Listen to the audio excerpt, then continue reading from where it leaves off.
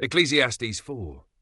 So I returned and considered all the oppressions that are done under the sun, and behold the tears of such as were oppressed, and they had no comforter.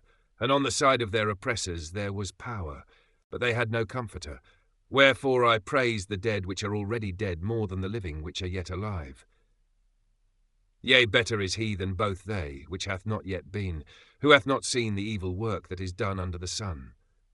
Again, I considered all travail, and every right work, that for this a man is envied of his neighbour. This is also vanity and vexation of spirit. The fool foldeth his hands together and eateth his own flesh. Better is an handful with quietness than both the hands full with travail and vexation of spirit.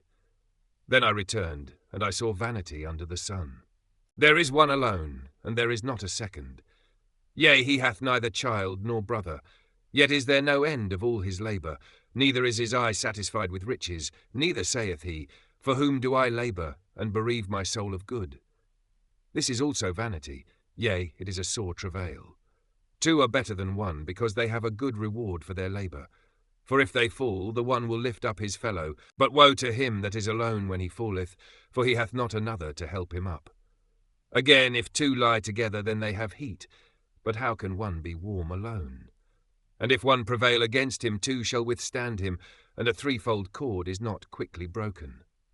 Better is a poor and a wise child than an old and foolish king, who will no more be admonished. For out of prison he cometh to reign, whereas also he that is born in his kingdom becometh poor. I considered all the living which walk under the sun, with the second child that shall stand up in his stead. There is no end of all the people, even of all that have been before them. They also that come after shall not rejoice in him. Surely this also is vanity and vexation of spirit.